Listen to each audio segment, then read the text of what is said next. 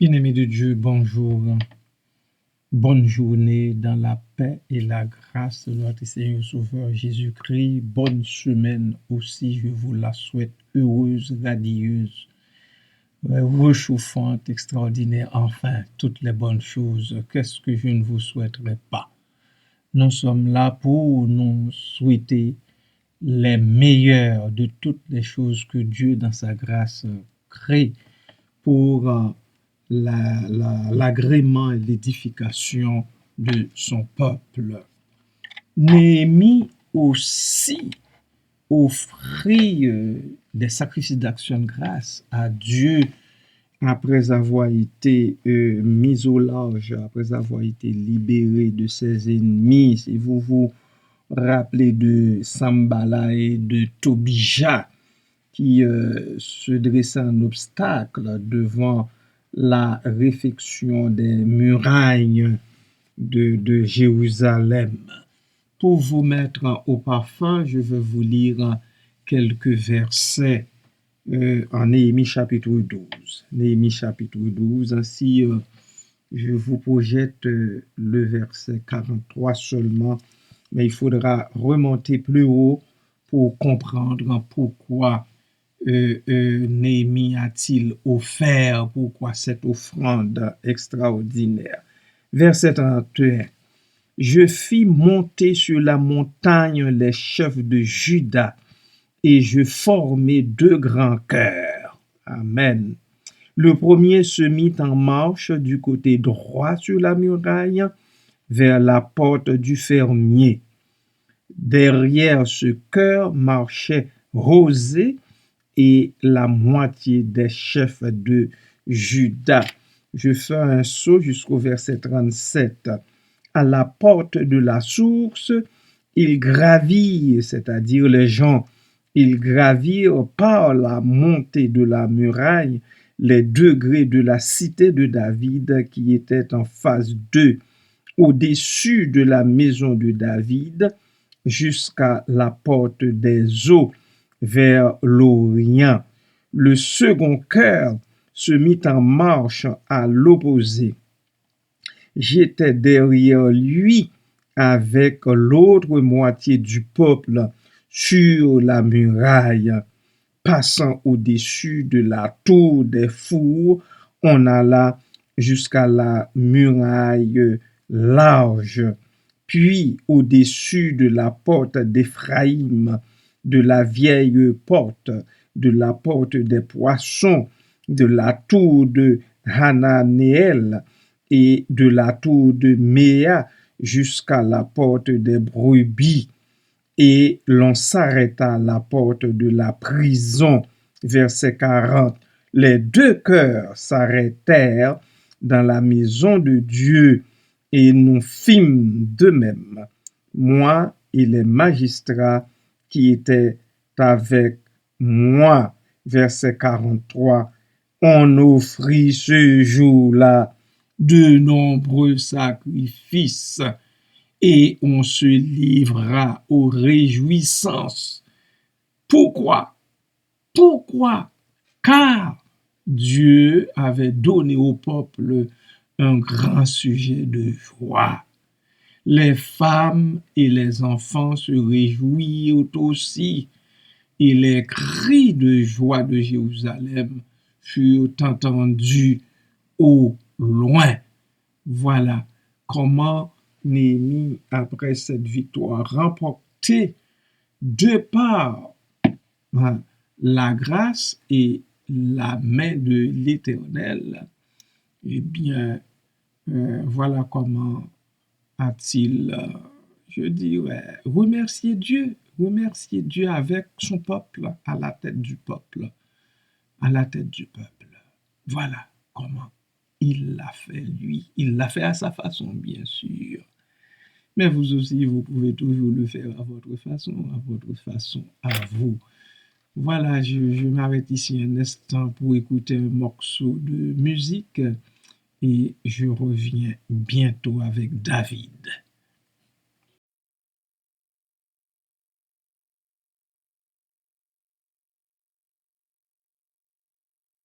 Je ne sais vieux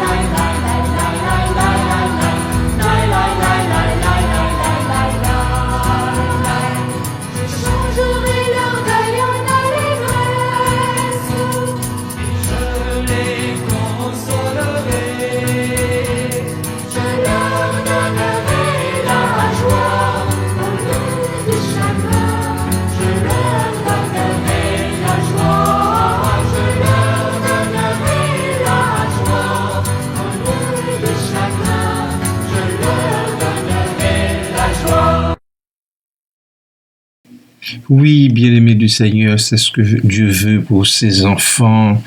Il veut que nous vivions dans la joie, ainsi il veut nous donner la joie au lieu du chagrin. Il ne s'attend pas à ce que ses enfants vivent dans le chagrin ou bien avec du chagrin. Avec du chagrin. Après Néhémie, c'est le tour de David. David qui trouve qu'il faut rendre grâce en tout temps à l'Éternel. Il faisait pleine confiance à l'Éternel. Il exprimait dans ses nombreux hymnes chantés à l'Éternel. Il n'avait pas peur de ce qu'adviendrait demain. Il voyait déjà la main agissante du Seigneur en sa faveur. Ainsi, dit-il quelque part, je serai par ta grâce dans l'allégresse et dans la joie, car tu vois ma misère. Tu sais les angoisses de mon âme et tu ne me livreras pas aux mains de l'ennemi. Tu mettras mes pieds au large. Au psaume 34, à partir du verset 2, dit « Je bénirai l'Éternel en tout temps. Sa louange sera toujours dans ma bouche. » Voilà un verset que plusieurs bien-aimés connaissent par cœur. Ils le répètent tout le temps, tout le temps, tout le temps. Mais ma grande crainte, jusqu'à quel point ils comprennent ce qu'ils sont en train de répéter. Jusqu'à quel point ils font réellement confiance au Dieu des armées en toutes circonstances pour que leur délivrance soit au rendez-vous. Verset 3. Que mon âme se glorifie en l'Éternel, que les malheureux écoutent et se réjouissent. J'aime beaucoup ça. Que le malheureux, que la malheureuse écoute et se réjouisse.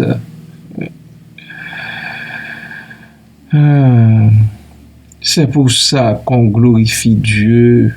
On glorifie Dieu pour que nous nous réjouissions, pour que notre âme se glorifie en lui aussi.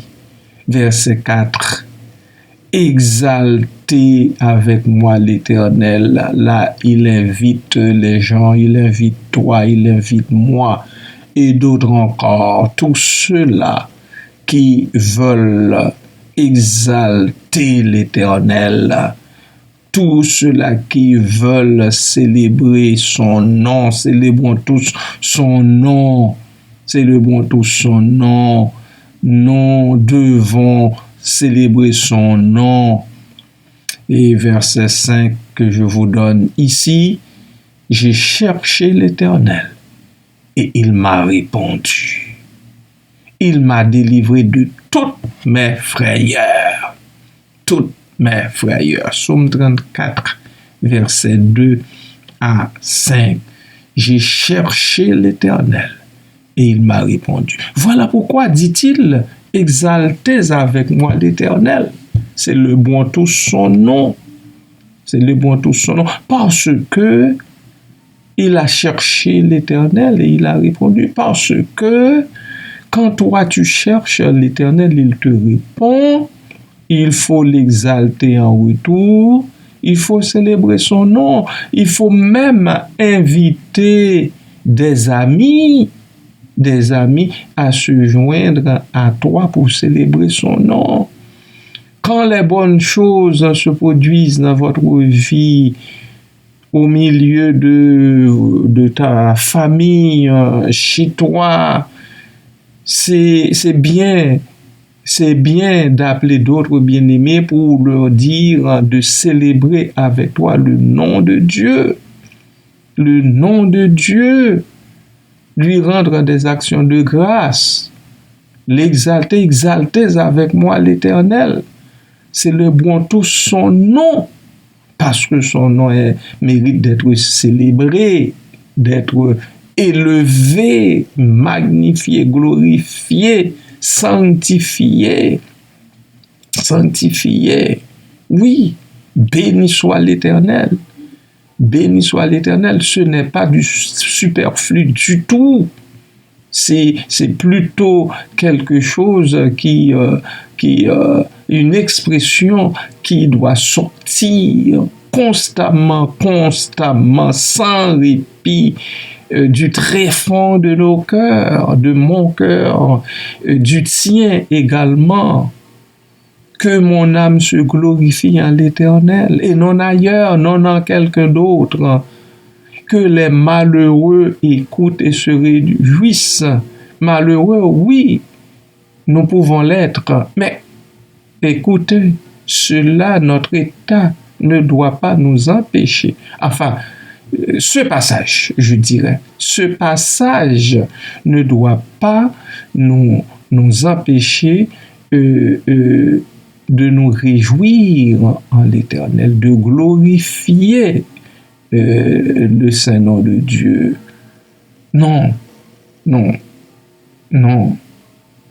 Être malheureux, connaître le malheur, être dans le malheur, eh bien, écoutez, c'est un passage, tout le monde peut passer par là, et Dieu seul sait.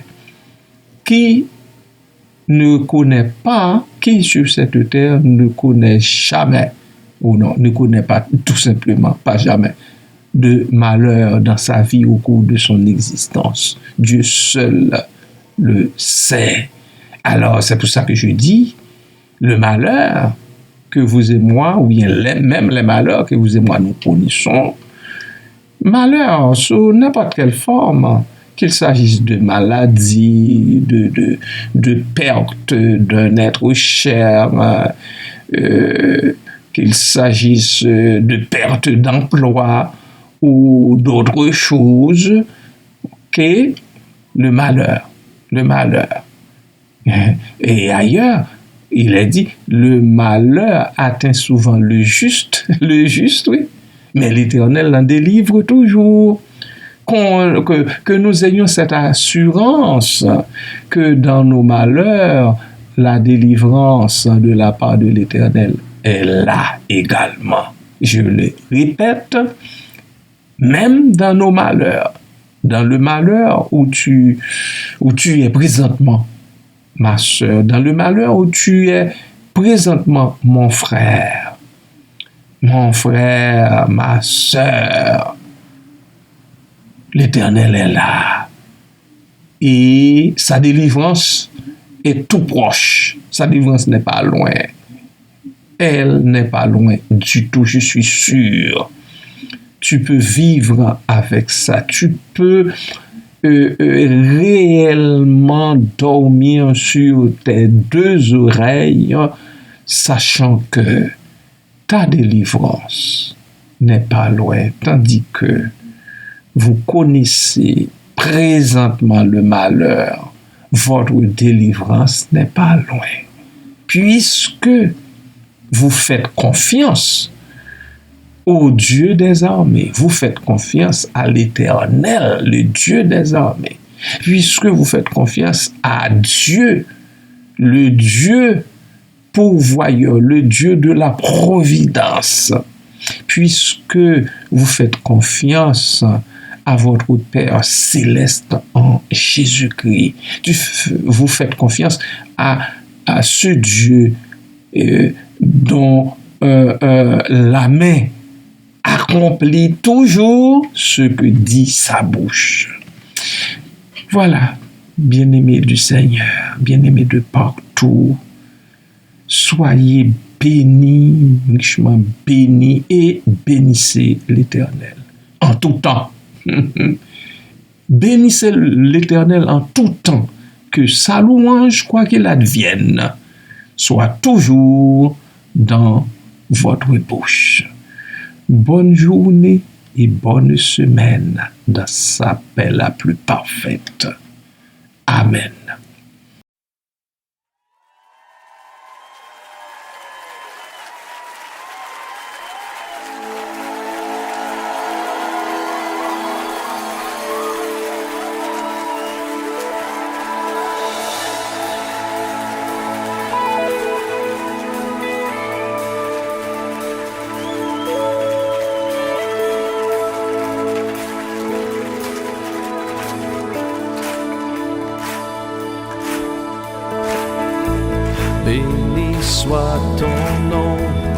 le lieu de bénédiction où s'écoule ta provision. Béni soit ton nom. Béni soit ton nom quand je suis dans le lieu désert et que je marche solitaire. Béni soit ton nom pour tous tes bienfaits envers moi. Je te louerai et dans les temps difficiles je redirai. Béni soit le nom du Seigneur, béni soit ton nom. Béni soit le nom du Seigneur, béni soit ton glorieux nom. Béni soit ton nom quand sur moi brille le soleil, que le monde tourne à merveille. Béni soit ton nom. Béni soit ton nom quand l'épreuve vient me former, quand je dois tout sacrifier. Béni soit ton nom. Pour tous tes bienfaits envers moi, je te louerai et dans les temps difficiles je redirai. Béni soit le nom du Seigneur, béni soit ton nom. Béni soit le nom du Seigneur, béni soit ton glorieux nom. Béni soit le nom du Seigneur, béni soit ton nom, béni soit ton nom. Béni soit le nom du Seigneur, béni soit ton glorieux nom. Seigneur, tu as donné, Seigneur, tu as repris. Malgré tout, je dirai que ton nom soit béni. Seigneur, tu as donné, Seigneur, tu as repris. Malgré tout, je dirai que ton nom soit béni. Béni soit le nom du Seigneur, béni soit ton nom, béni soit ton nom. Béni soit le nom du Seigneur, béni soit ton glorieux nom. Béni soit le nom du Seigneur, béni soit ton nom. Béni soit le nom du Seigneur, béni soit ton glorieux nom.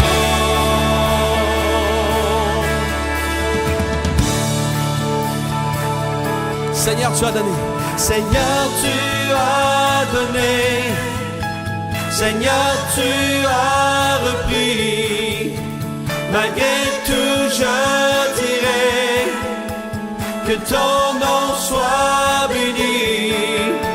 Seigneur, tu as donné. Seigneur, tu as repris. Malgré tout, je dirai que ton nom soit béni. Seigneur, tu as donné. Oh oui, Seigneur, tu as repris.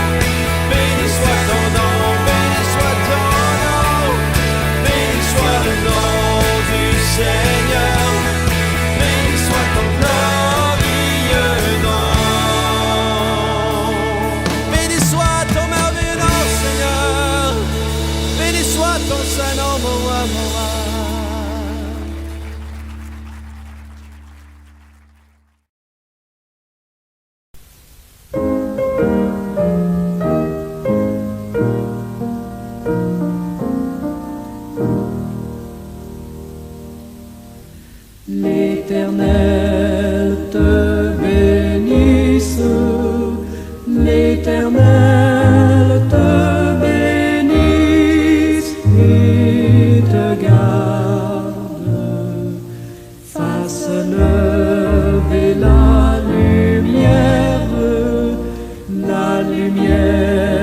de sa face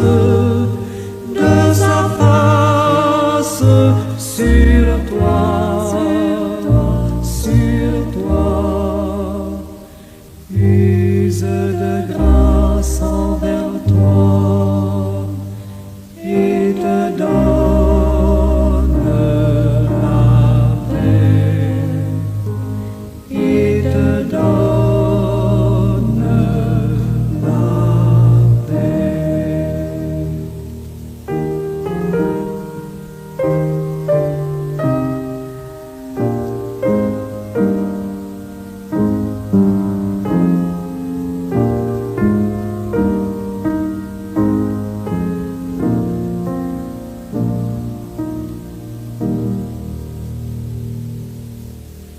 L'Éternel te bénisse, l'Éternel te bénisse et te garde, fasse lever la lumière de sa face sur toi, use de grâce envers toi et te donne la paix, et te donne